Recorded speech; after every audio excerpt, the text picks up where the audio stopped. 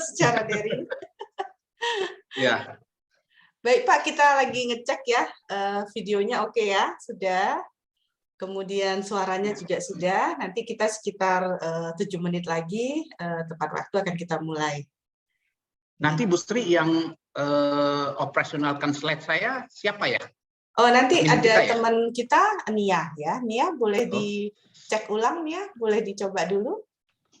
CV-nya dulu aja, CV dulu ditayangkan untuk coba supaya pas waktunya kita bisa. Ya, gitu ya. Sip, nanti Ya. kan saya akan mulai dengan pendahuluan memperkenalkan Bapak, baru nanti Bapak saya persilahkan. Nah, sekarang coba Nia PPT Bapak.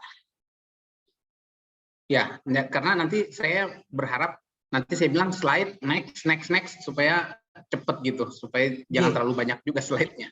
Iya, nanti langsung yang pertama langsung pindah ke 3 kan ya. Coba di. Ya, saya ikuti aja, Bu. Ya, gitu ya. Sip nih ya. Baik. Mantap. Ya, ini outline-nya ini saya ikuti tornya Ibu loh. Nggih, Pak. Ini udah bagus sekali. Cuma masalahnya waktunya itu jadi terpaksa yang utamanya di bagian-bagian awal. Ya, sampai yang keempat itu nanti baru selanjutnya kalau ada waktu kita lebih lanjut ada pertanyaan terkait nanti kita bisa ke sana. Begitu ya, Pak ya. Sip. Kalau gitu. Ya. Monggo kita masih bisa break Pak 5 menit lagi. Monggo. Ya, break. Mana mute-nya nih? Ini. Bentar.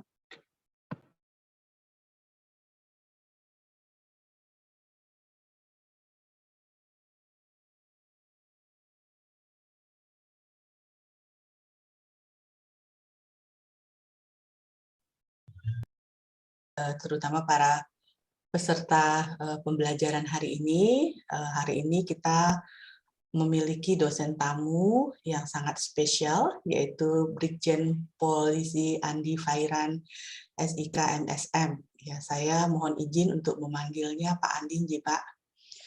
Iya, Bu, siap. Ya, nah, jadi mungkin sebelum kita memulai, saya ingin menegaskan ya apa tujuan dari pembelajaran dan dari kuliah tamu ini. Ya, seperti biasa, Magister Ilmu Hukum senantiasa menyediakan waktu untuk mengorganisir kegiatan-kegiatan kuliah tamu yang harapannya kuliah tamu itu diisi oleh para praktisi atau expert yang terkait dengan bidang-bidang yang diteliti, supaya mahasiswa memiliki dapat menggali pengalaman-pengalaman yang berharga dari praktek-praktek yang berkembang, sehingga kita tidak hanya mengetahui tentang hukum saja, tapi bagaimana hukum itu bekerja, dan pastinya karena terkait dengan Magister Ilmu Hukum, kemampuan untuk menganalisis mengapa dan mengapa hukum itu bekerja atau mengapa hukum itu tidak bekerja secara efektif.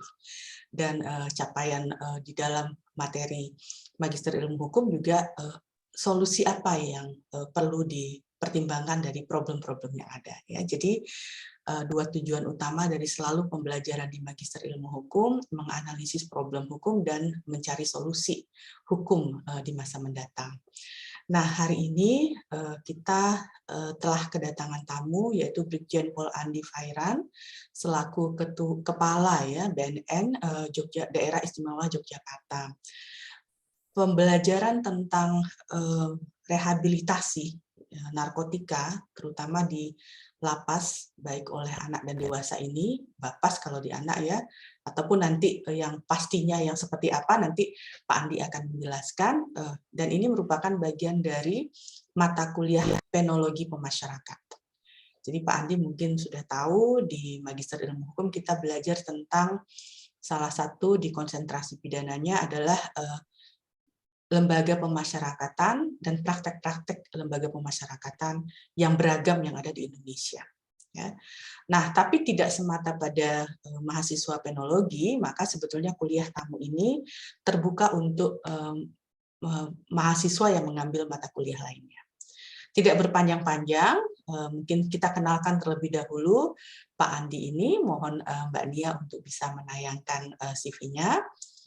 Nah, Pak Andi ini lahir di ujung pandang, jadi biasanya makanannya itu yang sangat coto Makassar itu menjadi sangat enak gitu ya Pak ya. Nah, perjalanan karir beliau sekarang menjabat Kepala BNP DIY, Provinsi DIY, dan sebelumnya adalah Irwasda Polda Sumsel, bekerja juga di Reskrimun Polda Bali, kemudian pernah di Polda Sumatera Utara, dan kemudian di Bareskrim Polri pada terutama di bidang narkotika, ya narkoba, dan juga DIY pernah pada tahun 2013-2016 dan juga di Kalbar. Jadi provinsi-provinsi penting ini ternyata sudah dijalani oleh Pak Andi. Nah, pendidikan saya kira nanti teman-teman bisa melihat sendiri, tapi kita memberikan applause dulu kepada Pak Andi dan ucapan terima kasih sebelum memulai perkuliahan. Nah, selanjutnya kita kasih waktu kepada Pak Andi ya untuk memberikan penyampaian materi. Biasanya Pak, penyampaian materi itu 30-35 menit ya, dan yang menjadi penting nanti adalah tanya jawab dengan peserta. Nah, waktu dan tempat kami persilakan kepada Pak Andi dan kepada Mbak Nia untuk membantu PPT-nya. Silakan Pak. Baik, terima kasih Ibu Sri atas waktu yang diberikan kepada saya dan sangat tersanjung saya diberikan kesempatan untuk menjadi dosen tamu dalam mata kuliah ini. Assalamualaikum warahmatullahi wabarakatuh, rekan-rekan mahasiswa dan para peserta online yang saya hormati dan saya cintai. Salam sehat selalu, salam sehat tanpa narkoba. Rekan-rekan sekalian, saya mendapat TOR sesuai dengan apa yang diminta oleh rektorat. Saya menyesuaikan karena waktunya yang sangat terbatas sehingga mungkin slide-nya akan beberapa kita skip. Lanjut, slide next. Fakta permasalahan yang ada, slide lanjut. Saya ingin menyampaikan sebagai pembuka bahwa sekarang dikatakan bahwa Indonesia darurat narkoba. Kenapa demikian? Faktor yang utama adalah geografis kita yang sangat terbuka. Kita terdiri dari beberapa pulau yang sangat terbuka dan panjang. Pantai Indonesia itu nomor 2 terpanjang di dunia sepanjang 80.000 km. Sehingga ini pengawasan terhadap masuknya narkoba itu sangat menjadi kendala. Di samping itu juga demografis Indonesia yang sangat besar merupakan pasar bagi para pengedar, menjadikan Indonesia tempat beredarnya narkotika dari luar. Kemudian fakta juga yang terjadi bahwa hasil survei prevalensi atau pengguna narkoba di Indonesia di tahun 2021 ini menjadi 3,6 juta jiwa. Dari 2019 itu terjadi peningkatan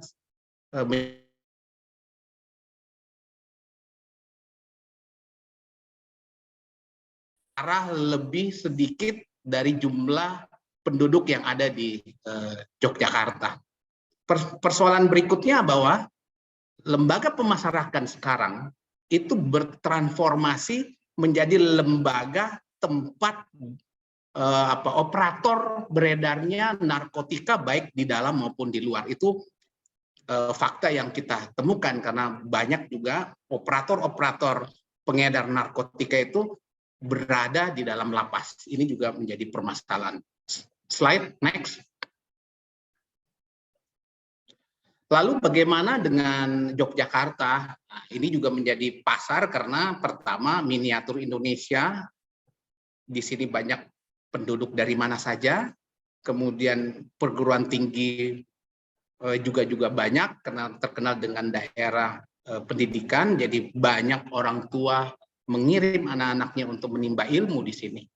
Juga merupakan daerah pariwisata dan di Yogyakarta juga ada bandara internasional yang merupakan pintu masuknya barang dan orang dari luar, di mana kita tahu bahwa sebagian besar narkotika yang ada di Indonesia itu semua rata-rata dari luar, kecuali ganja.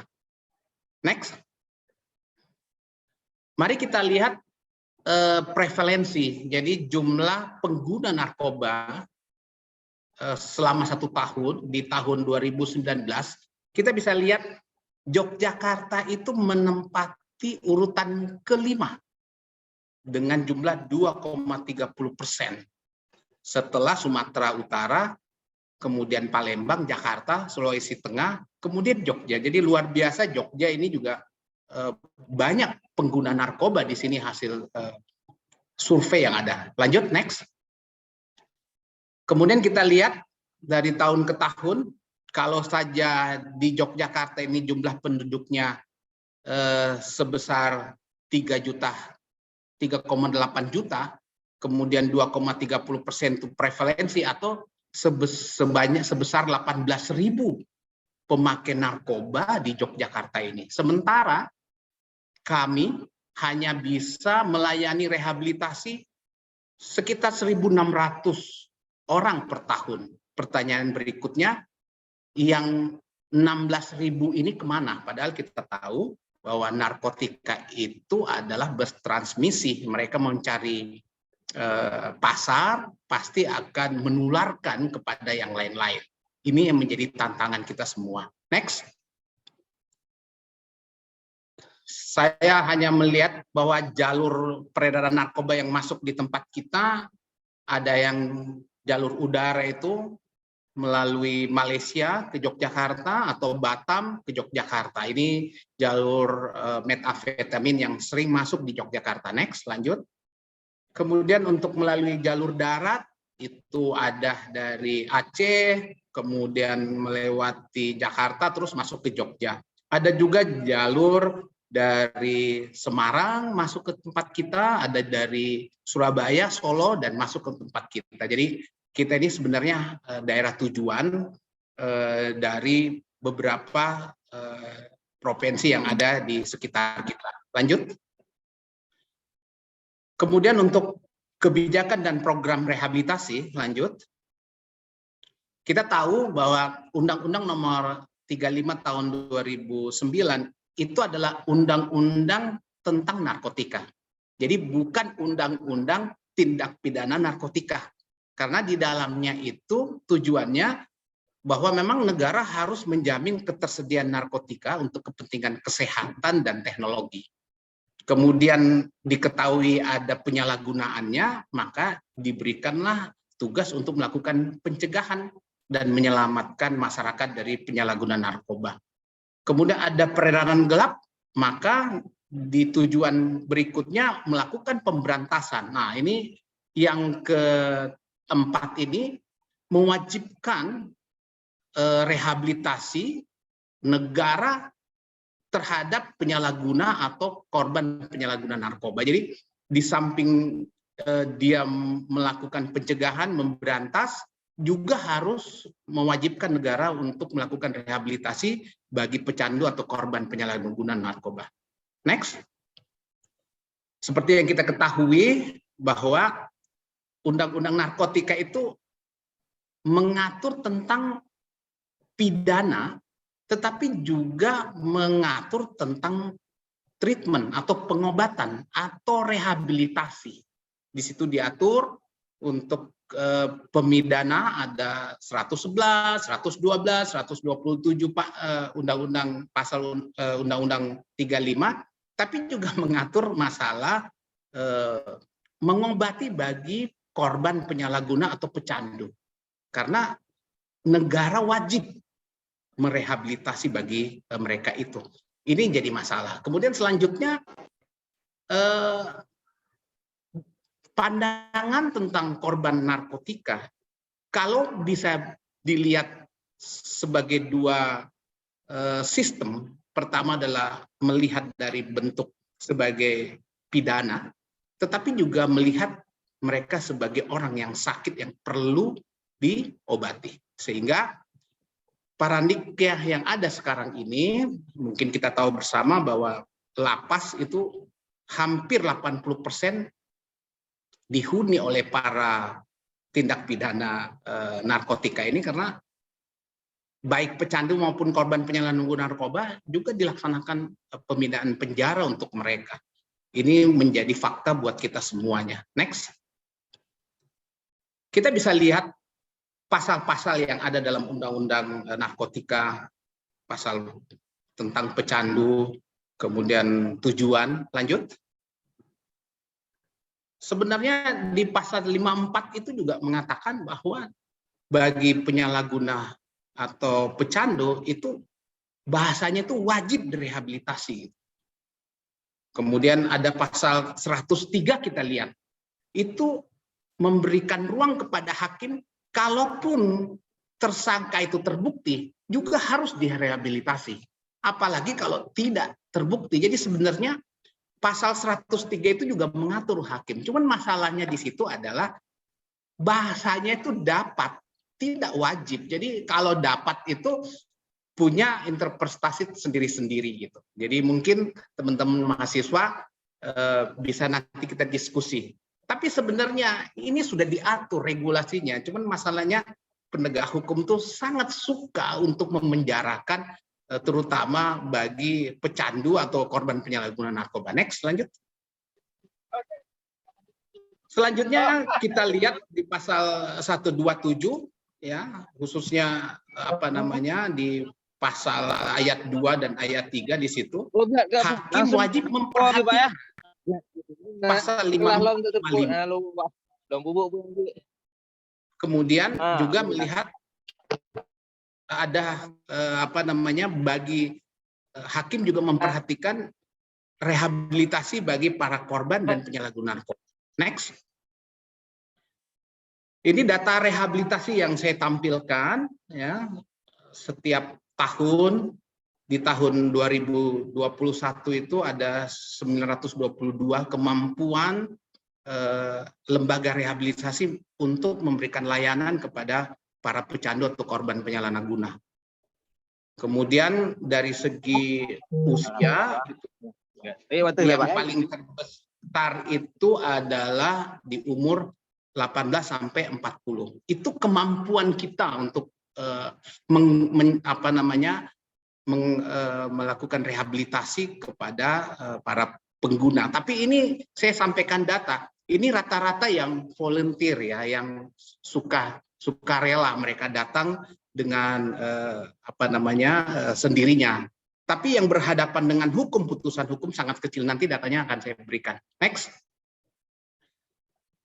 Ada 46 lembaga rehabilitasi yang ada di Yogyakarta, di berbagai kabupaten. Cuman saya ingin sampaikan, bagi lembaga-lembaga rehabilitasi yang ada ini semua berbayar begitu. Tidak ada tempat pusat rehabilitasi yang dibiayai oleh negara.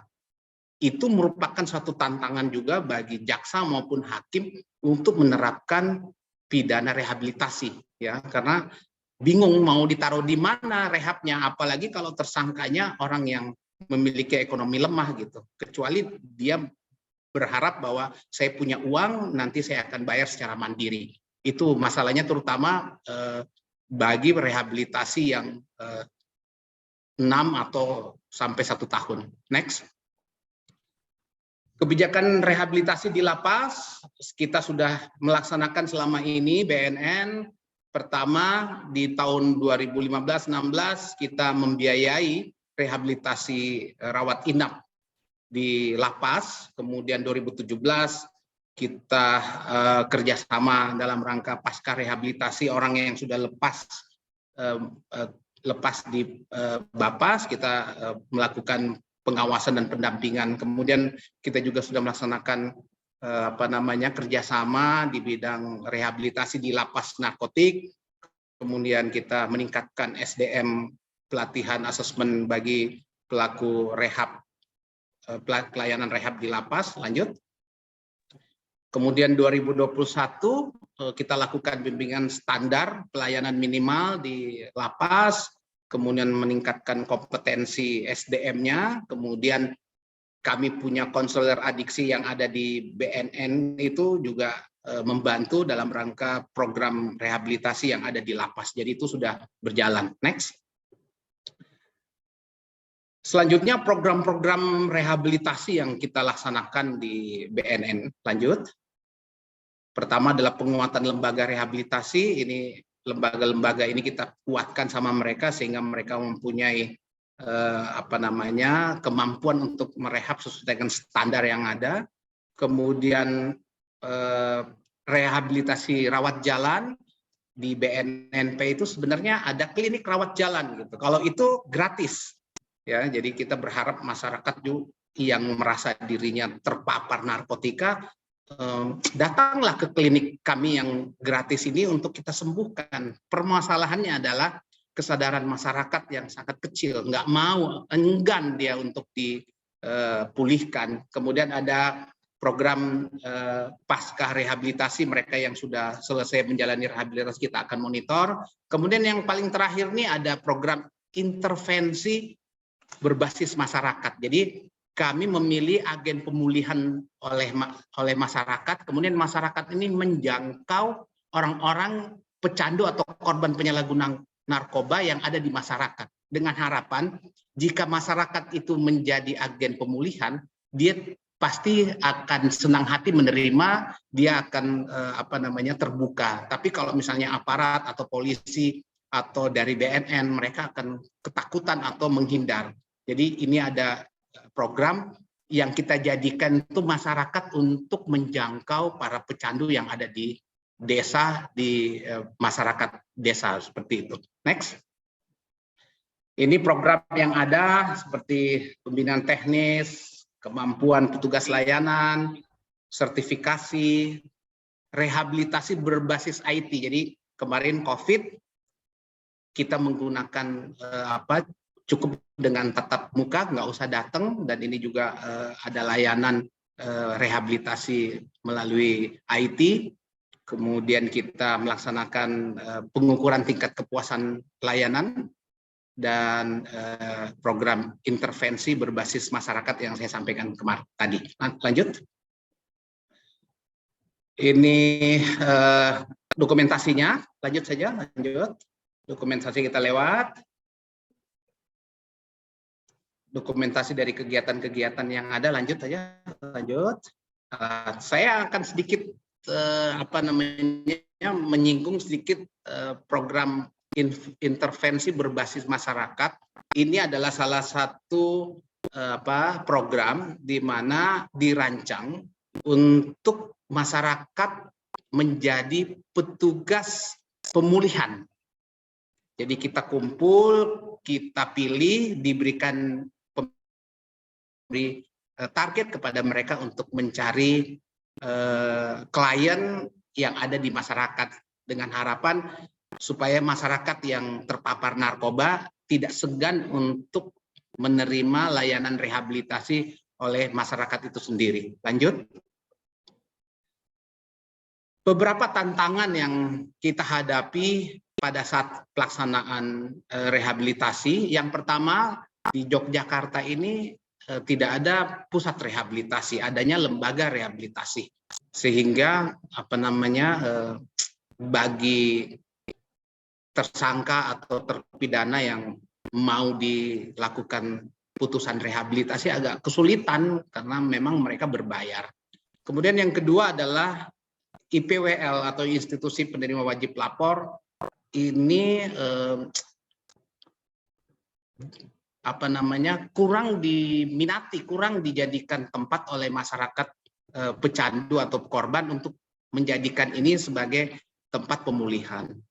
Selanjutnya tantangan berikutnya adalah kesadaran masyarakat yang menggunakan narkoba untuk mengikuti rehabilitasi masih kurang gitu. Jadi kita harus memberikan sosialisasi secara masif supaya mereka mau, tapi sampai saat ini masih terkendala di situ, mereka sangat tertutup.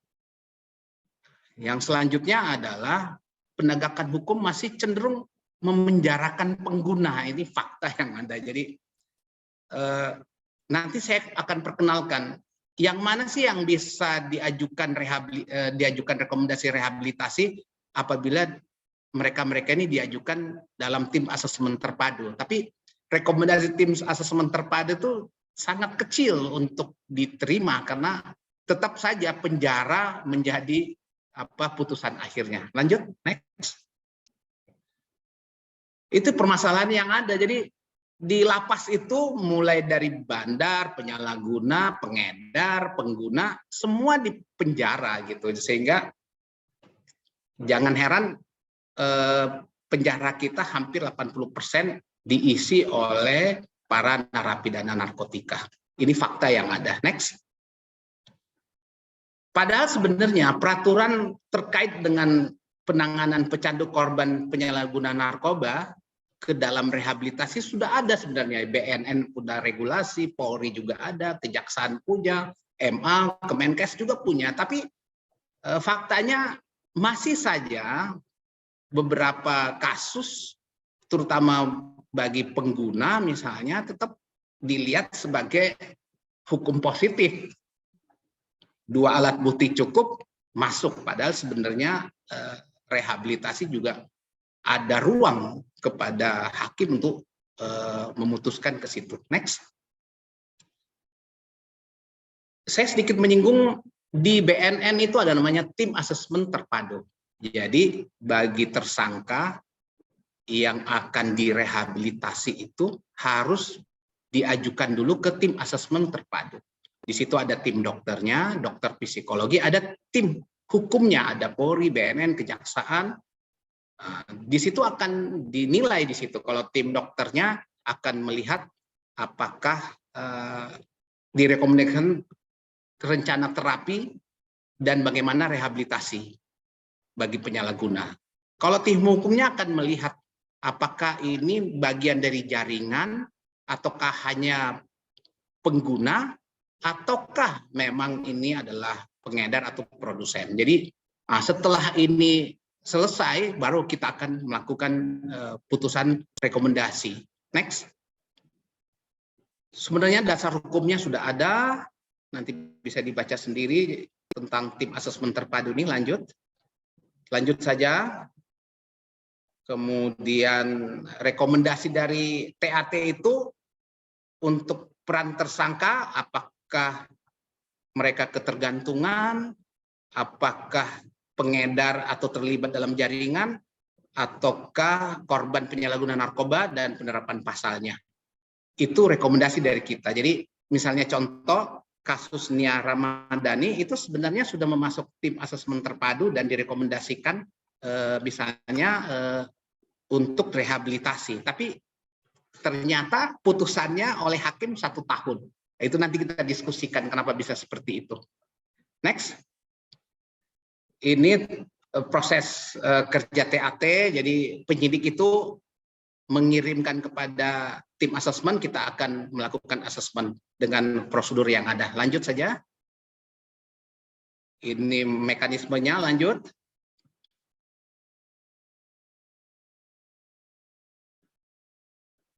Selanjutnya ini penempatan direhabilitasi dari hasil TAT kita.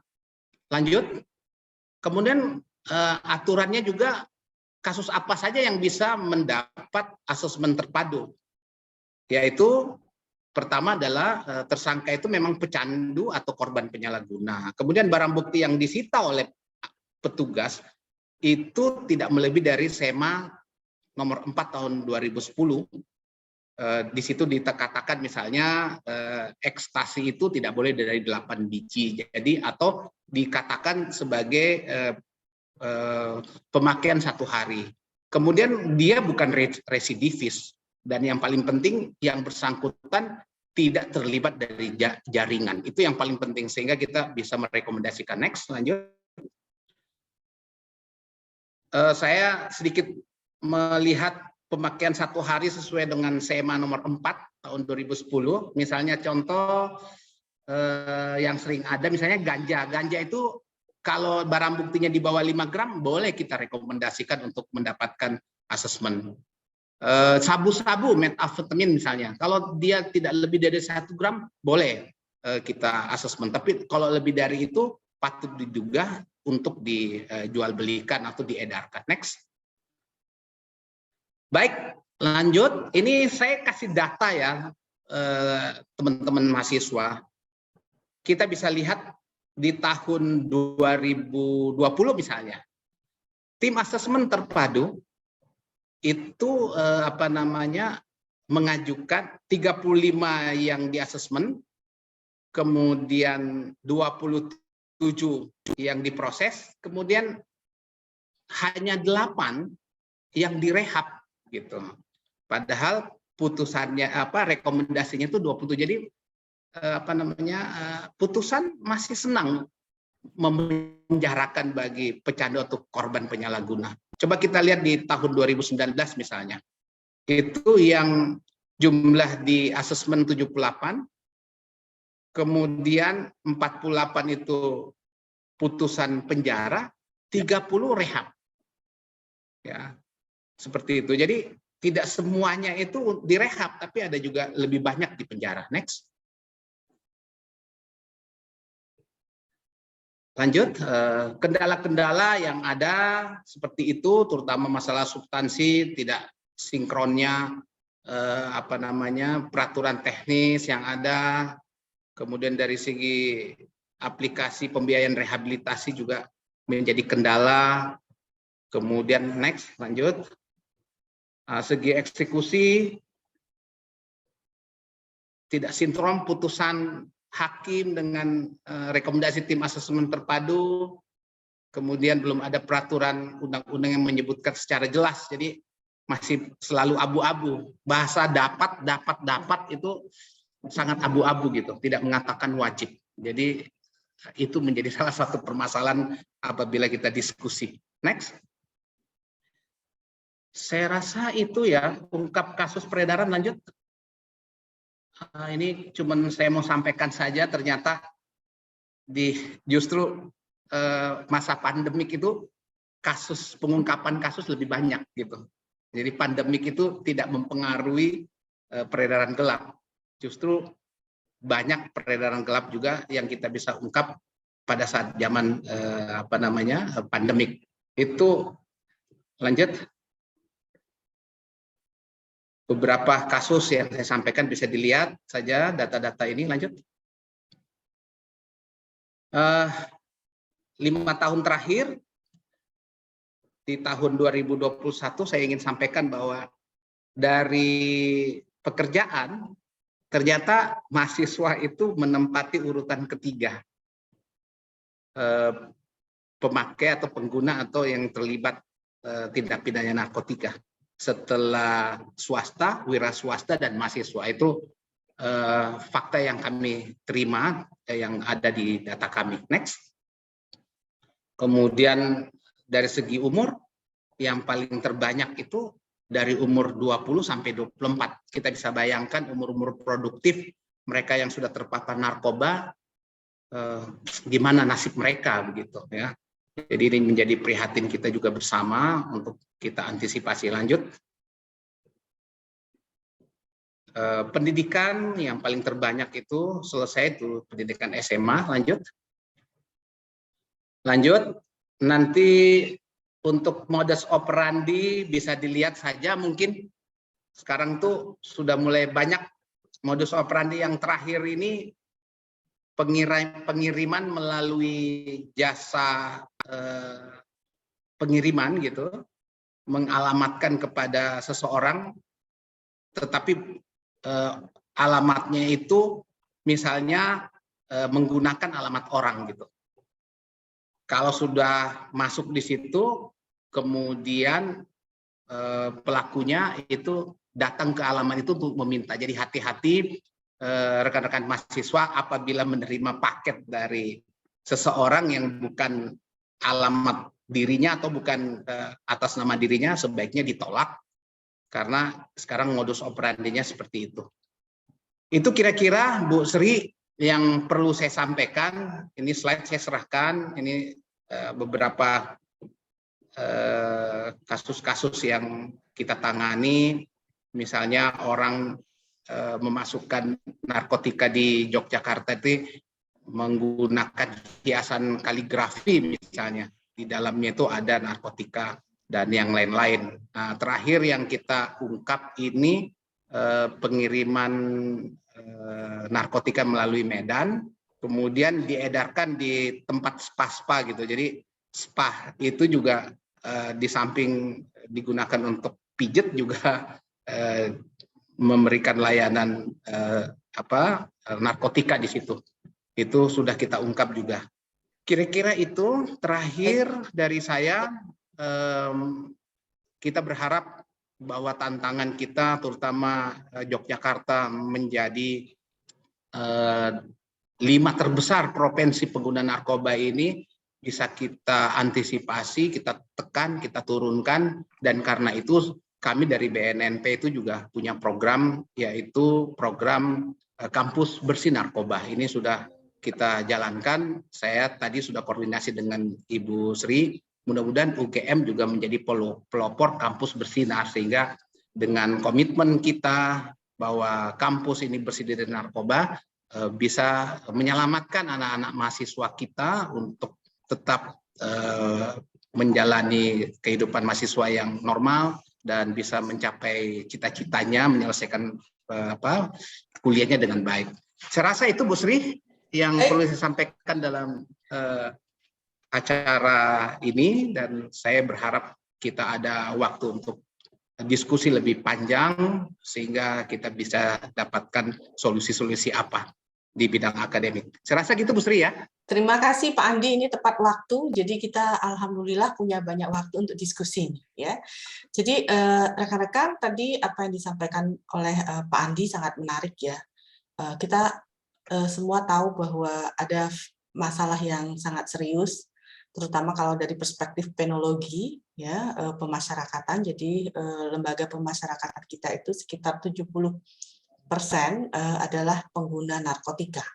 Nah, artinya apakah yang disampaikan oleh Pak Andi tadi itu bersambut ya betapa mudahnya, bukan betapa mudahnya. Jadi ada kasus-kasus pengguna narkotika yang sebetulnya bisa direhabilitasi, tapi kemudian dijatuhi sanksi pidana penjara. Sehingga ini berpengaruh terhadap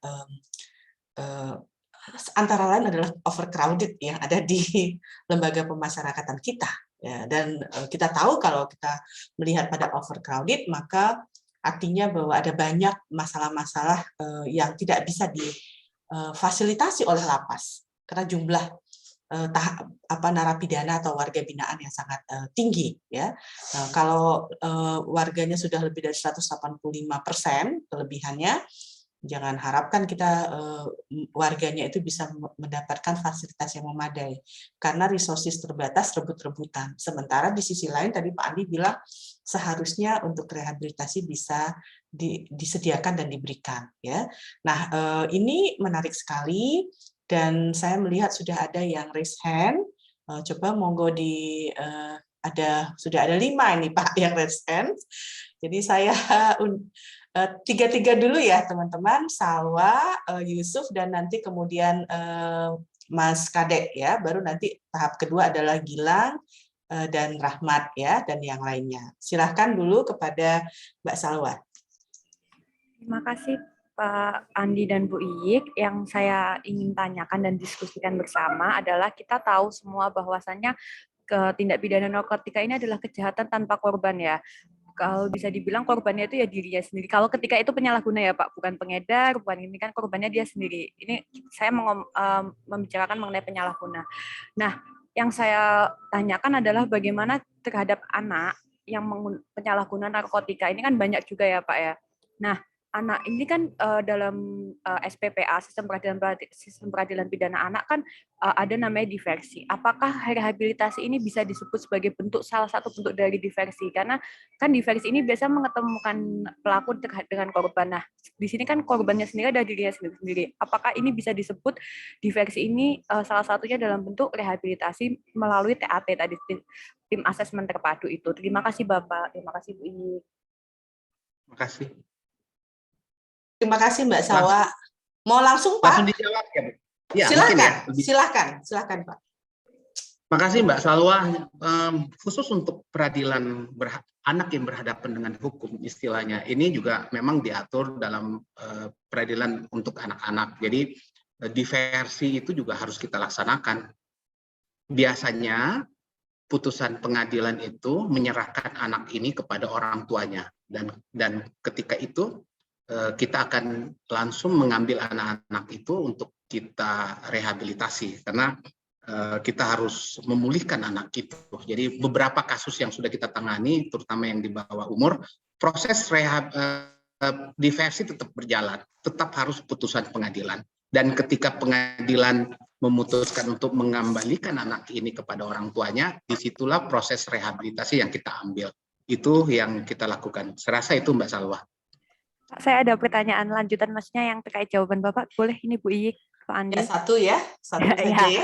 Jadi gini Pak, yang kita ketahui juga diversi kan ada di setiap tahapan nih Pak, mulai dari tahap penyidikan hingga nanti di putusan di persidangan. Nah, yang saya pertanyakan, apa mungkin ketika dalam penyidikan ini tim penyidik baik BNN maupun polisi ini langsung mengarahkan terhadap ini langsung direhabilitasi seperti itu karena ini di bawah umur dan seperti itu Pak, gitu. Itu bagaimana? Maksudnya seperti itu. Jadi bahkan kalau di bawah anak di bawah umur itu kita tidak melakukan penahanan. Biasanya kita tidak melakukan penahanan. Jadi kita memang arahkan untuk rehabilitasi. Tetapi karena ini harus proses diversi, harus putusan pengadilan, proses proses sampai ke pengadilannya itu harus tetap kita laksanakan dari proses penyidikan, penuntutan sampai ke pengadilan. Saya rasa itu Mbak. Jadi biasanya anak-anak yang berhadapan dengan hukum kita tidak melakukan penahanan, tapi kita lanjutkan dengan rehabilitasi. Tapi putusan pengadilan juga tetap harus kita jadikan acuan untuk rehab selanjutnya. Kira-kira gitu Mbak. Baik, terima kasih Mas Andi. Mungkin nanti untuk Salwa hubungannya kan dengan persyaratan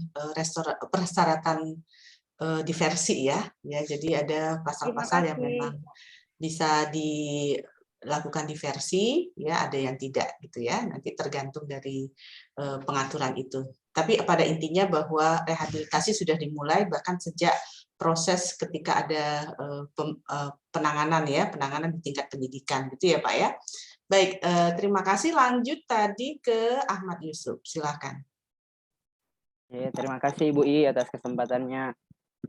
Baik, saya menarik memang apa yang Bapak sampaikan tadi, tetapi saya mau sinkronkan dengan temuan kami Pak, saat kami turun ke lapangan, ke lapas untuk melihat program apa yang ada di dalam lapas itu sendiri. Nah, salah satunya program rehabilitasi ini cukup menarik memang Bapak. Betul memang secara normatif bahwa yang perlu untuk direhabilitasi itu adalah pecandu dan korban penyalahguna. Itu terminologi yang digunakan dalam Undang-Undang 35 seperti yang Bapak sudah jelaskan. Ini Mas. Tetapi dalam temuan kami, program rehabilitasi itu kan di lapas itu ada kerjasama dengan BNN. Nah, kalau di lapas kami itu dia programnya namanya TC atau terapi community. Nah, di dalam lapas itu yang direhabilitasi, sebenarnya program rehabilitasi di lapas itu tidak menjadi persoalan bila mana yang direhabilitasi memang perintah putusan pengadilan. Tetapi menjadi persoalan atau menjadi tanda tanya jika yang dieksekusi di dalam itu tidak ada sama sekali perintah dari putusan pengadilan bahwa yang bersangkutan itu harus direhabilitasi. Oke, tidak menjadi soal kalau misalnya itu adalah pengguna pecandu atau korban penyalahguna. Tetapi temuan kami bahwa tidak hanya pengguna dalam arti hal itu dia pecandu, tetapi dia juga adalah bandar, kurir, dan juga bahkan pengedar itu, dia juga ikut direhabilitasi di dalam lembaga pemasyarakatan. Dengan alasan bahwa hasil TC yang dilakukan oleh pihak BNN dan kerjasama dengan pihak lapas menunjukkan bahwa yang bersangkutan itu adalah harus direhabilitasi. Nah, padahal kita tahu tadi Bapak juga sudah menjelaskan di slide Bapak, ada persyaratan khusus terkait dengan untuk bisa mendapatkan program rehabilitasi seperti di SEMA nomor 4 tahun 2010 tadi dan juga peraturan Jaksa Agung. Nah, di antaranya salah satunya dia tidak terlibat dalam jaringan peredaran narkotika. Nah, bagaimana dengan yang kurir, pengedar, dan bandar tadi yang ikut dapat rehabilitasi di dalam lapas. Nah, apakah memang itu bagian dari program BNN dalam hal pencapaian untuk bisa memperbaiki pelaku atau seperti apa? Karena yang saya temukan dan yang saya bingungkan perihal itu. Terima kasih, Bapak. Ya, baik, Mas Langsung Ahmad. ya, Bu. Ya, silahkan, Pak. Ya, terima kasih Mas Yusuf ya, Mas Ahmad ya. Ahmad ya, Yusuf. Ya, terima kasih Pak Yusuf. Jadi kalau sudah di lapas itu putusannya bukan rehabilitasi gitu. Jadi itu yang di penjara Pak Yusuf. Cuman di lapas itu dibuatlah program rehabilitasi sehingga mereka itu ketika keluar dari lapas mudah-mudahan bisa pulih, berfungsi sosial kembali seperti itu. Itu masalahnya. Jadi kalau putusan hakim mengatakan rehabilitasi, berarti penempatannya itu di lembaga rehabilitasi. Tapi kalau di lapas, itu berarti putusannya penjara. Jadi program yang kita lakukan, mereka di penjara di dalam, kita lakukan rehabilitasi di dalam, sehingga mereka bisa pulih setelah keluar dari lapas. Karena di dalam pun ada rehabilitasi sosial ataupun rehabilitasi medis. Jadi itu program yang kita lakukan begitu selama ini. Kita tidak melihat apakah dia pengedar, apakah bandar segala macam. Selama itu dipandang hasil asesmen segera diprioritaskan untuk mendapat rehabilitasi, kita kerjasama harus kita laksanakan. Cuman kemampuan untuk merehabilitasi itu juga terkendala dari biaya yang ada. Jadi kita hasil asesmen di dalam, kita prioritaskan mana yang kira-kira segera kita lakukan rehabilitasi supaya mereka segera pulih. Lalu putusan pengadilan yang selama ini yang ada itu sangat kecil. Nah, kita berharap sebenarnya yang sudah mengikuti asesmen terpadu, yang direkomendasikan untuk mendapat rehabilitasi, putus pengadilan pun harusnya mendapatkan rehabilitasi. Itu Pak Yusuf yang perlu saya sampaikan tentang rehabilitasi di lapas. Saya rasa cukup ya. Ya, terima kasih Pak. Jadi jelas ya. Bisa lanjut ya ke yang berikutnya. Jadi memang ada rehabilitasi yang rehabilitasi di bawah BNN. Jadi ada program rehabilitasi yang ada di dalam lapas, tapi itu berarti memang putusannya adalah penjara, ya Pak ya, sanksi pidana penjara. Nah ini nanti mungkin sambil menjawab pertanyaan yang lainnya, pertanyaannya adalah yang di bawah penjara dengan di bawah napas itu apakah juga BNN ikut terlibat atau tidak, kan gitu ya. Nah mungkin lanjut kepada Kadek, silahkan. Baik, terima kasih Bu Iyi. Selamat siang Brigjen Pol Pak Andi Fairan. Ini seperti payung bersambut Pak. Kebetulan UGM sendiri pada tahun 2018 saya sendiri kepala gerakan anti narkobanya Pak. Jadi kami sering koordinasi dengan BMNP. Waktu itu Direktur Pemberantasannya Kombes Pol Pak Dewa. Saat ini beliau dimutasi di Sulawesi kalau tidak salah. Jadi saya dari proses di lapas, kebetulan saya juga sempat kunjungi ke lapas perempuan Yogyakarta Pak, ketemu dengan Mary Jean. Kemudian sempat juga kami berkunjung ke Balai Besar di Lido di Bogor. Kemudian kami juga berkunjung ke BNN Pusat waktu itu masih Pak Heru Winarko, sampai ke Bareskrim Polri. Nah, jadi kami sudah melakukan kerjasama sebetulnya Pak. Bahkan sampai sekarang kami di pengurus itu memiliki ikatan yang sangat kuat, sehingga kerjasama yang Bapak harapkan ini saya yakin sangat-sangat mungkin terjadi. Tidak hanya di level Fakultas Hukum, tapi mungkin di level Universitas Gadjah Mada, Pak. Kemudian pertanyaan saya kebetulan juga berkesempatan mengunjungi salah satu lembaga rehabilitasi untuk anak-anak yang berhadapan dengan hukum, Pak. Kami menemukan salah satu ada anak yang memang berkonflik dengan hukum karena kasus narkoba. Bahkan kalau bisa dikatakan levelnya sangat-sangat level yang keras penggunaannya. Nah, pertanyaan saya adalah apakah BNN itu sejauh ini melakukan upaya intervensi terhadap rehabilitasi yang di luar lembaga BNN, Pak? Oke, kalau misalnya di Lido, karena itu miliknya BNN, saya pikir akan sangat efektif. Tetapi bagaimana dengan lembaga-lembaga rehabilitasi yang di luar dari BNN itu sendiri? Itu yang pertama. Kalau mengenai intervensi ke lapas itu juga sudah menjadi pertanyaan tadi, saya juga ingin pertanyakan, karena lapas juga menjadi salah satu lahan subur peredaran.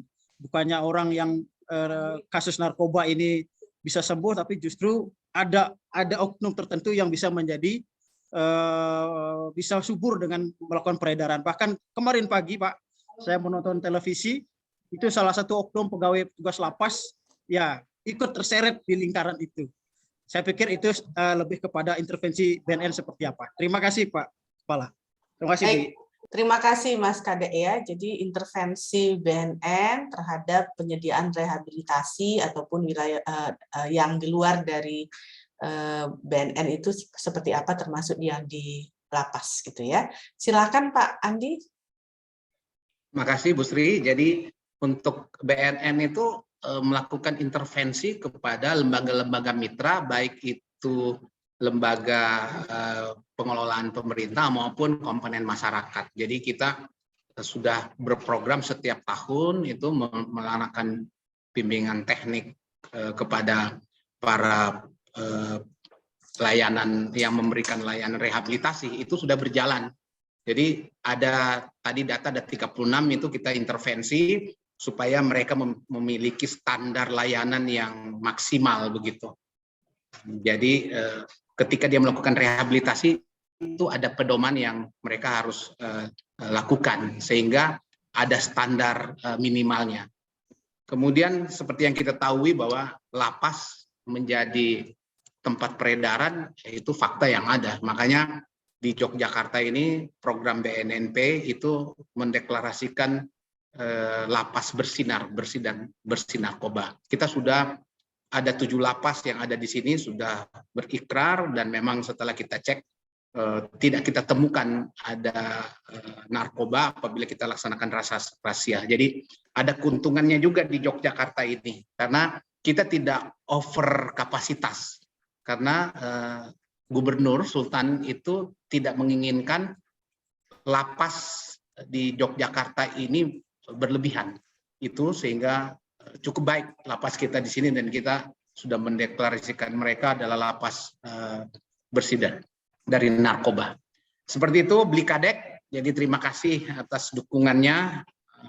Mari kita sama-sama mengaktifkan rehabilitasi. Saya sebenarnya pengen menyampaikan kepada masyarakat, ayo dong kalau kamu terpapar bawalah ke BNN untuk kita rehab, karena kesadaran masyarakat untuk mengikuti rehab itu sangat kecil. Kalau kita lihat prevalensi yang ada di Yogyakarta, 16.000 ini kemana gitu. Padahal kita tahu bahwa bagi pecandu atau korban penyalahguna, mereka tidak akan sehat kembali apabila tidak disentuh dengan rehabilitasi. Itu ilmu kesehatannya seperti itu. Jadi harus disentuh dengan rehab. Orang yang sudah direhab pun kadang-kadang relapse menggunakan kembali gitu. Jadi mudah-mudahan sosialisasi yang selalu kita berikan, kampanye-kampanye, ayo ikut rehab lah, ayo kesinilah supaya kalian bisa sembuh, itu bisa terjadi. Karena masalahnya adalah ketika 16.000 ini tidak sembuh, permintaan akan narkoba juga tetap banyak. Karena ini kan kecanduan gitu.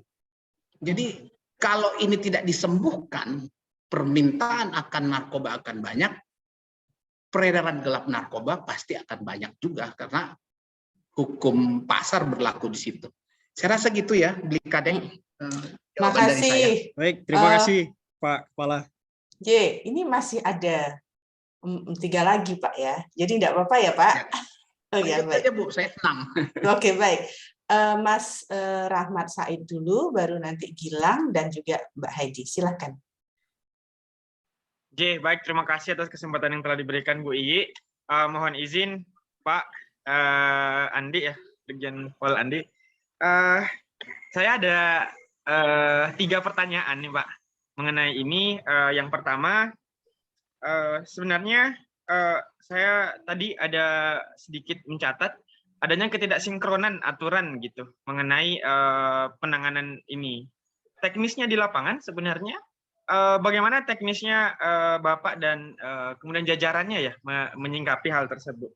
Yang kedua, nah jika dilihat mengenai putusan hakim lebih tinggi ya, ada juga lumayan kepada condong ke pidana penjara gitu. Sebenarnya Pak, kalau Bapak melihat fenomena ini, menurut Bapak apa yang melatar belakangi lebih dominannya di pidana penjara gitu Pak?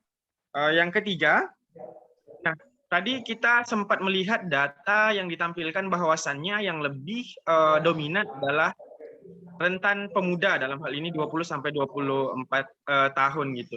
Nah, program yang ada kemudian menyentuh mahasiswa. Nah, adakah program-program yang dari BNN sendiri yang kemudian menyasar pemuda yang memang notabene-nya tanda kutip tidak melanjutkan pendidikan ke jenjang kuliah gitu? Bagaimana kemudian kita merangkul, karena sebagaimana kita ketahui kan rata-rata memang seperti itu Pak. Makanya yang narkotika ini sangat dekat ya dengan kehidupan kita, dan bagaimana peran kita untuk menyadarkan pemuda-pemuda tersebut. Mungkin begitu Pak, terima kasih.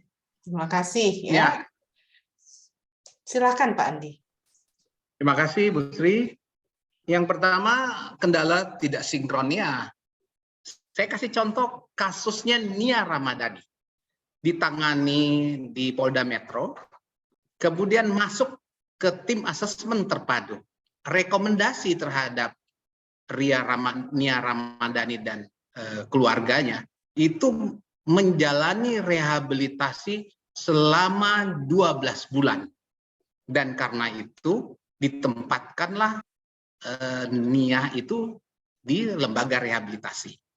Ketika masuk ke proses penuntutan, dinyatakan selesai masuk proses penuntutan, jaksa juga menuntut sebenarnya bahwa Nia Ramadhani ini menjalani tuntutannya adalah 12 bulan rehabilitasi. Kemudian putusan pengadilan malah memutuskan 1 tahun penjara bagi Nia Ramadhani. Itu artinya tidak sinkronnya aturan yang ada begitu. Karena pertimbangannya hakim setelah saya baca bahwa Nia Ramadhani itu dia bukan pecandu. Karena kalau dia tidak menggunakan, dia tidak merasa ketagihan. Kemudian yang kedua, dia mengatakan bahwa Nia Ramadhani itu bukan korban penyalahguna narkoba karena dia tidak ditipu, tidak dipaksa, tidak diperdaya. Sehingga kacamata hakim melihat dia bukan bagian pecandu atau korban. Makanya dapat dia 1 tahun. Walaupun di tingkat banding diputuskan 8 bulan rehabilitasi dan sudah keluar. Itu contoh yang ingin saya sampaikan. Jadi kacamata aparat penegak hukum itu berbeda-beda. Karena itu tadi, di undang-undang itu mengatakan dapat, bukan wajib gitu.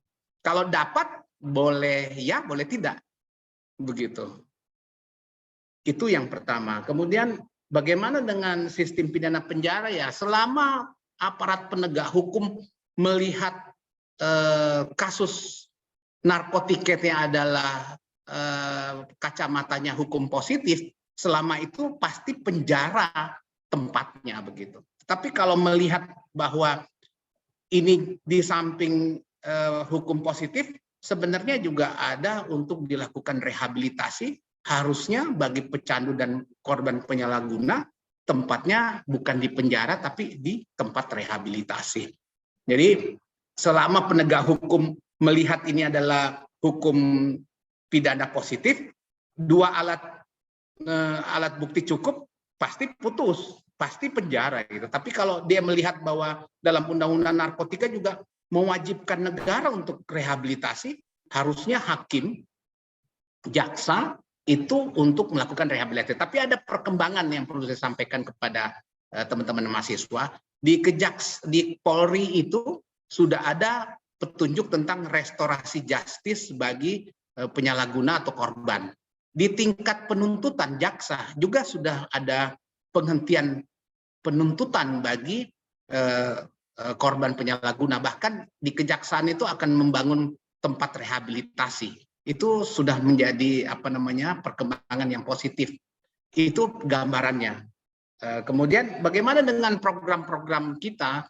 Ya, beberapa program yang sudah kita laksanakan, misalnya program informasi dan edukasi pencegahan dan pemberantasan ini sudah kita lakukan melalui media elektronik, pentasnya online dan lain-lain. Kemudian ada program advokasi ketahanan keluarga anti narkoba, ini juga kita sudah laksanakan. Kita berharap masyarakat atau keluarga memiliki kemampuan untuk menolak atau mencegah masuknya narkoba di keluarga. Kemudian ada pemberdayaan alternatif di tempat-tempat wilayah yang kita pantau, kita petakan menjadi desa atau daerah rawan narkotika. Kita intervensi juga di situ, memberikan keterampilan kepada masyarakat supaya mereka memiliki pemasukan atau ekonominya agak sedikit meningkat, sehingga dia akan terbebas dari penggunaan narkoba. Kemudian ada juga peran serta, bahkan kita ada program desa bersih narkoba. Jadi di Yogyakarta ini kita petakan desa-desa yang perlu kita sentuh, kemudian kita adakan program desa bersinar. Kita harapkan desa itu secara mandiri untuk melakukan pencegahan dan pemberantasan narkotika. Kita yang melaksanakan advokasi. Saya rasa begitu Pak Rahmat, pertanyaan yang diajukan kepada saya. Dark coklat. Ya, 80% itu bisa. Begitu, Bu Sri. Terima kasih Pak Andi. Itu tadi ada yang bocor, maaf ya. Nah, yang selanjutnya ya itu memang kadang-kadang kita tidak bisa pantau. Nah, selanjutnya masih ada Mas Gilang. Monggo Mas Gilang, mungkin singkat-singkat saja ya. Baik, terima kasih Bu I dan Pak Andi. Selamat siang dua rekan-rekan. Terima kasih presentasi yang penting semua Pak. Mohon izin mungkin nanti materinya kepada kami. Baik, singkat saja pertanyaan saya. Pertama, kita mengetahui bahwa BNN ini memiliki sumber daya yang berasal dari Polri juga. Namun ketika kita mengetahui bahwa narkoba ini adalah golongan kejahatan transnasional. Kebetulan beberapa waktu belakang juga ada kuliah dari Div Interpol Indonesia dan sangat menarik banget tentang itu. Bagaimana Pak mungkin perpanjangan tangan antara BNN dan Divisi Hubungan Internasional Polri dalam menangani mungkin barang yang di luar ini agar tidak masuk ke kita. Lalu keduanya, saya tadi melihat banyak foto-foto tersangka seperti itu, dan kebetulan tadi pagi saya juga dari Perpus mendapat buku yang bagus tentang justice kolaborator dari Pak Lilik Muryadi. Pernah atau mungkin seberapa besar Pak kemungkinan para tersangka atau pelaku ini tuh kita jadikan justice kolaborator agar bisa menguak baik pun bandar atau barang yang mungkin ada di kita ataupun sumber barangnya dari luar negeri dalam mungkin proses pembersihan tindak pidana narkotika di Indonesia. That's it. Mungkin terakhir mohon izin Pak, apakah BNN menerima mahasiswa magang atau penelitian, karena mungkin kami nanti berminat untuk melakukan itu. Terima kasih.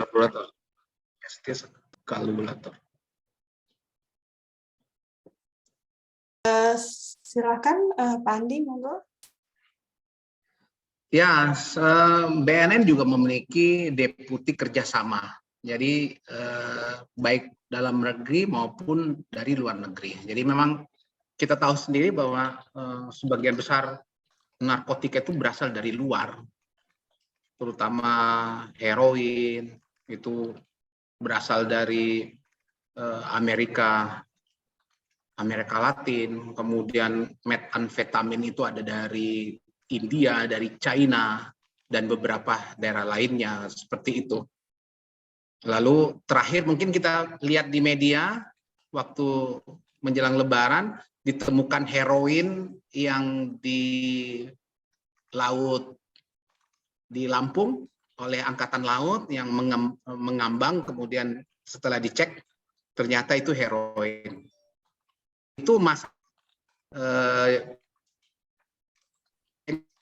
menjadi masalah internasional. Jadi negara-negara yang luar pun juga sudah menjadikan narkotika ini adalah musuh bersama. Jadi kita melakukan kerjasama Argentina misalnya, kerjasama dengan China, terutama juga Malaysia, Singapura, supaya barang-barang yang masuk ke Indonesia melalui negara-negara ini kalau bisa dari awal sudah diblok. Itu sudah kita lakukan. Tetapi masuknya narkotika di Indonesia juga belum bisa kita tekan secara signifikan karena itu tadi masalahnya adalah wilayah itu sangat terbuka. Lalu ada juga jadi masalah bahwa kerasnya penanganan narkotika di negara tetangga. Kita bisa lihat misalnya Filipina, seorang Presiden Duterte itu melakukan keras terhadap pelaku narkotika, bahkan tembak mati dan segala macam gitu. Malaysia juga gitu, hukum gantung, apalagi Singapura. Tetapi efek-efek itu menyebabkan para pengedar itu lebih senang di Indonesia. Karena kenapa? Hukumnya nggak terlalu tegas. Faktanya tadi ditanyakan sama Beli Kadek itu, Mary Jane yang ada di lapas kita itu sudah berapa lama itu putusan matinya, tapi sampai sekarang tidak dieksekusi terus kan. Nah, itu kan jadi masalah juga bahwa kita itu ya selalu memikirkan HAM, tapi akhirnya tempat kita menjadi tempat masuknya narkotika yang ada seperti itu. Kemudian untuk bagaimana dengan justice kabulator, nggak ada sih ya, selama saya penanganan narkotika tidak ada orang yang mau memberikan informasi seperti itu. Beda mungkin kalau kasus korupsi dan lain-lain, tapi kalau untuk narkotika hampir tidak pernah ada yang ingin mau menyampaikan jaringan-jaringan itu jadi masalah. Jadi ya kita berharap dengan kerjasama dari negara-negara tetangga ini bisa memblok masuknya narkotika ke Indonesia. Kecuali narkotika jenis ganja, kalau itu kita ada di Aceh itu juga sering masuk, tapi itu juga menjadi bahan debat karena ada beberapa juga LSM ingin melegalkan ganja di Indonesia. Seperti itu. Ya. Terima kasih Pak Andi ya. Ini pertanyaan terakhir itu Mbak Heidi.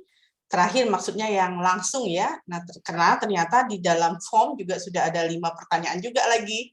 Jadi nanti tidak semua akan saya bacakan karena saya lihat masih ada yang sudah ada yang sudah terjawab. Hanya ada beberapa pertanyaan yang memang belum terjawab. Silakan Mbak Heidi. Ya, terima kasih Bu Yi.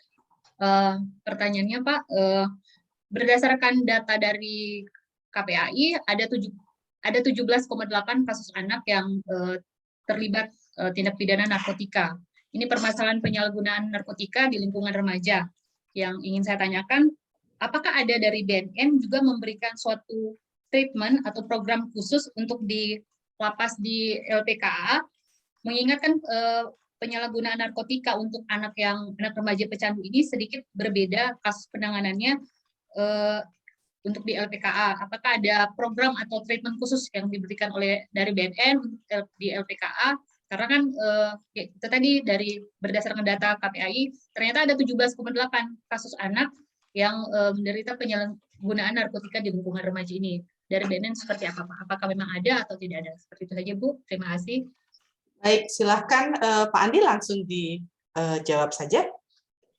Ya Mbak Hedi, mungkin data itu dari secara nasional ya. Tetapi kalau di Yogyakarta sendiri tidak ada yang dipenjarakan gitu terhadap anak yang berhadapan dengan hukum, terutama masalah narkotika.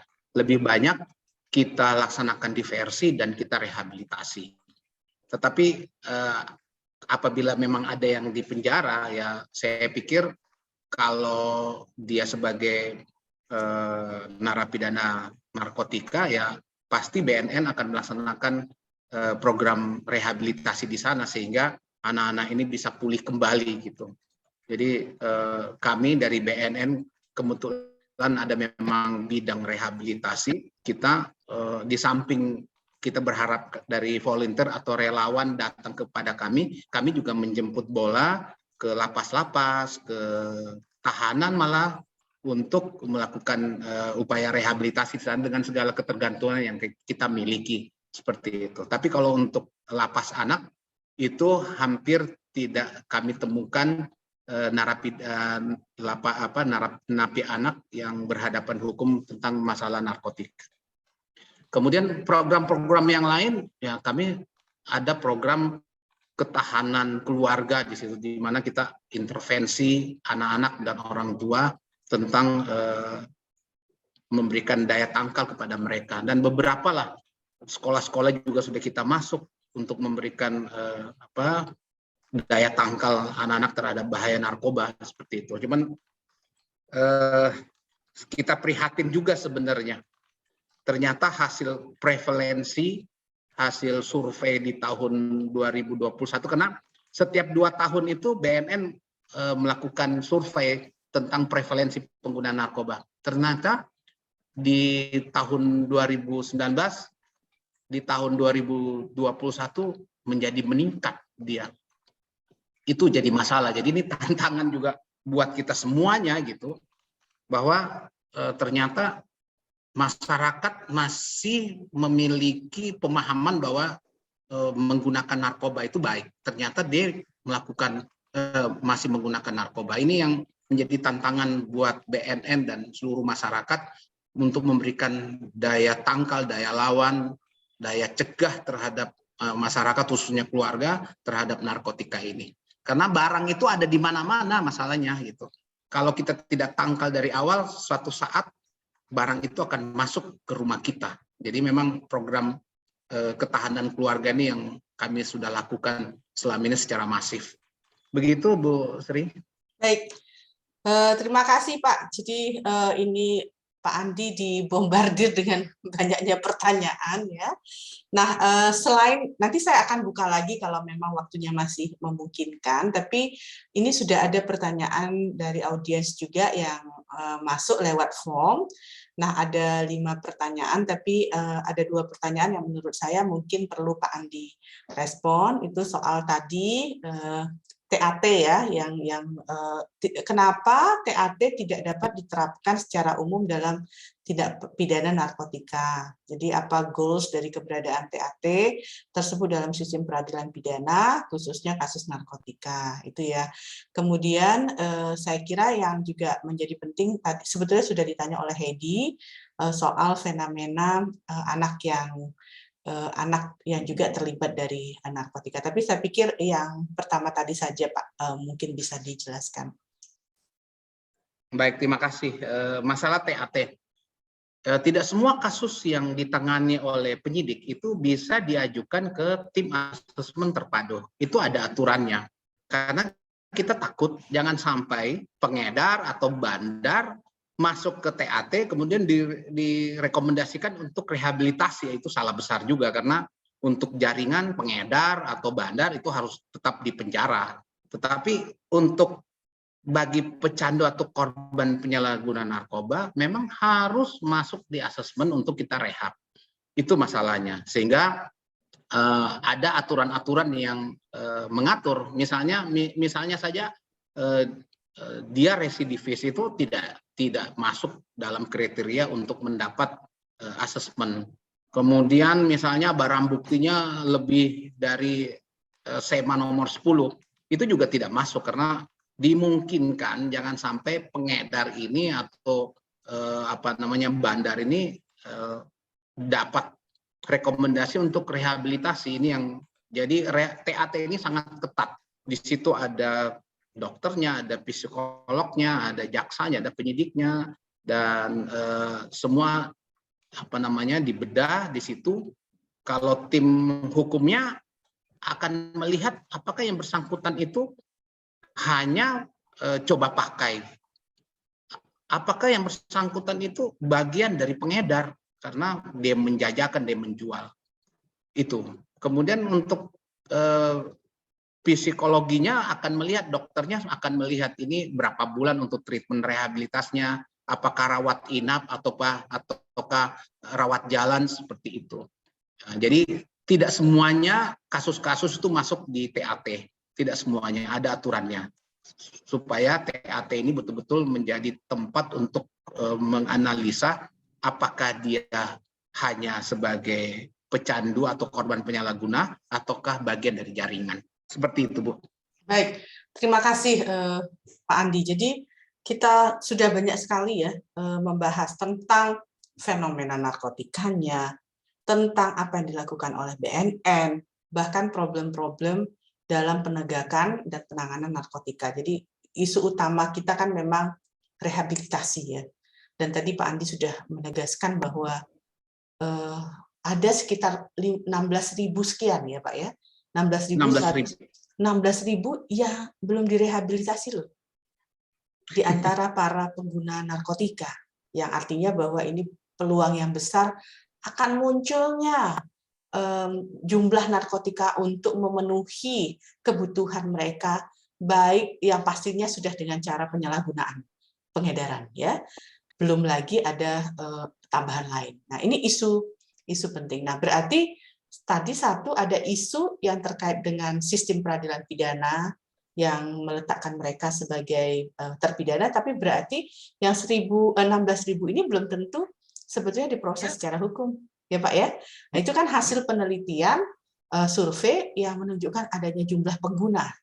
Tapi yang masuk dalam proses persidangan itu sedikit sekali, gitu.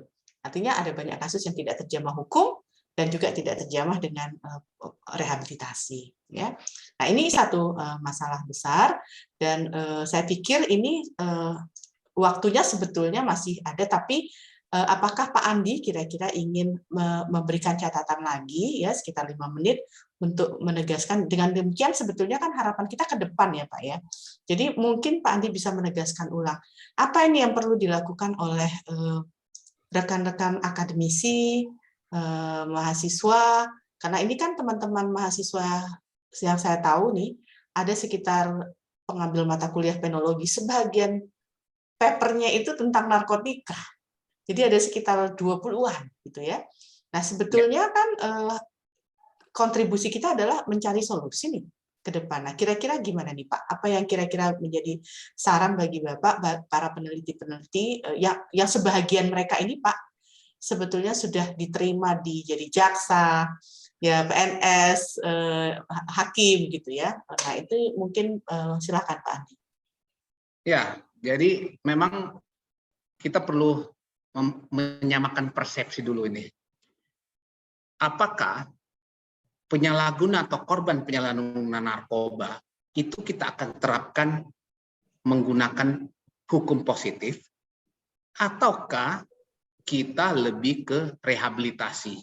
Karena kewajiban rehabilitasi, kemudian regulasi memberikan hakim untuk memutuskan rehabilitasi, baik yang terbukti maupun tidak terbukti, itu juga harus direhabilitasi. Itu masalahnya. Jadi mudah-mudahan dengan revisi Undang-Undang Nomor 35 Tahun 2009 ini lebih menjelaskan lagi bahwa kita sepakat bahwa untuk pecandu atau korban penyalahguna narkoba bukan tempatnya di penjara, tapi di tempat rehabilitasi. Di lain itu, pemerintah juga harus mempertimbangkan kesiapan tempat rehabilitasi untuk menampung itu. Karena terus terang saja, permasalahannya sekarang setelah saya berbicara dengan jaksa maupun hakim, salah satu kendalanya untuk jaksa menuntut rehabilitasi atau hakim memutuskan rehabilitasi, di mana tempat rehabilitasinya. Gitu. Karena kecuali kalau misalnya tersangkanya atau terdakwanya itu sanggup untuk membayar secara mandiri gitu. Tapi kalau rata-rata juga pelaku narkotika itu juga sekarang ekonomi menengah ke bawah juga gitu. Sehingga ya daripada tidak mau pusing, tidak mau repot, ya sudah di penjara saja, biar nanti di penjara baru direhabilitasi. Kan susah kalau demikian. Jadi sekali lagi mudah-mudahan ke depan visi dan misi penanganan tentang korban penyalahguna atau pecandu ini, aparat hukum bisa memiliki visi yang sama. Seperti itu. Terus yang terakhir dari saya juga berharap sebenarnya masyarakat memiliki kesadaran yang tinggi untuk mau secara rela atau volunteer untuk membawa dirinya atau keluarga yang tahu untuk mendorong ke tempat-tempat rehabilitasi yang gratis. Itu ada di BNN, ada di IPWL, di puskesmas yang ada menjadi tempat wajib lapor itu, sehingga kalau dari awal mereka sudah kita sentuh, kita sembuhkan, mudah-mudahan segera pulih gitu. Itu yang kita harapkan, sehingga yang data yang saya sampaikan tadi Bu, 16.000 ini kemana gitu. Nah ini yang kita kejar sebenarnya supaya mereka mau berobat. Kalau dia berobat, dia akan sembuh, mudah-mudahan bisa pulih dan bisa hidup sosial dengan baik. Saya rasa itu Bu Sri yang perlu saya sampaikan. Baik, terima kasih Pak Andi. Saya pikir rekan-rekan yang saya hormati, kita sudah sampai pada penghujung ya. Jadi saya memang tidak akan bisa menyimpulkan hasil pembicaraan yang panjang ini, walaupun tadi poin-poinnya sudah kita dengar bersama ya, bahwa proses rehabilitasi, tidak bisanya proses rehabilitasi ini tidak semata-mata isu hukum ya, tapi ada sebetulnya peluang-peluang di dalam hukumnya sudah ada, tapi tetap lagi-lagi keputusan untuk memberikan rehabilitasi adalah pada hakim, dan memang di dalam rumusan pasal itu dia tidak wajib ya dapat. Jadi hakim memiliki kewenangan untuk memberikan putusan, walaupun tadi salah satu alasan menurut Pak Andi adalah putusan itu juga diberikan karena ada pertimbangan-pertimbangan teknis.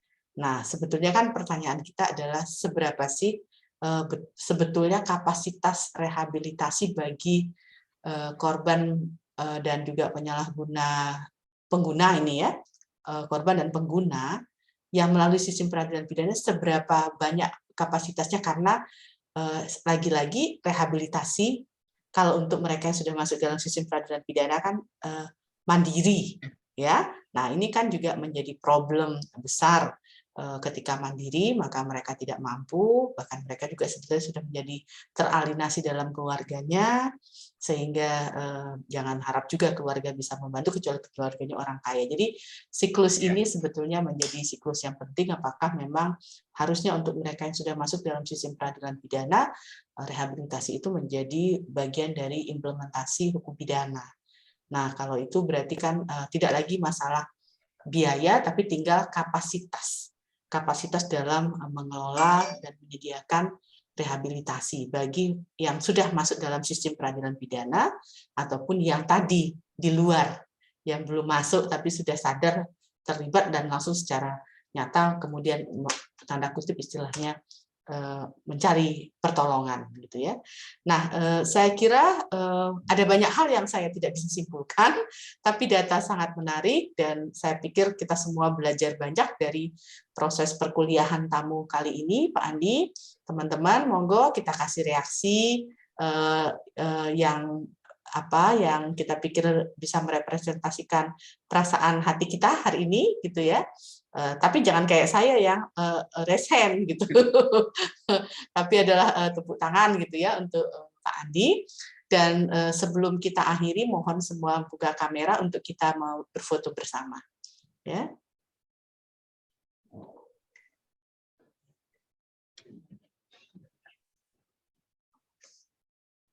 Nah, oke, mungkin panitia bisa membantu untuk berfoto bersama, dan dengan demikian atas nama Magister Ilmu Hukum, saya selaku Ketua Program Studi Magister Ilmu Hukum dan juga selaku pengajar mata kuliah penologi, itu mengucapkan terima kasih kepada Pak Andi, dan dengan demikian saya menutup kuliah ini.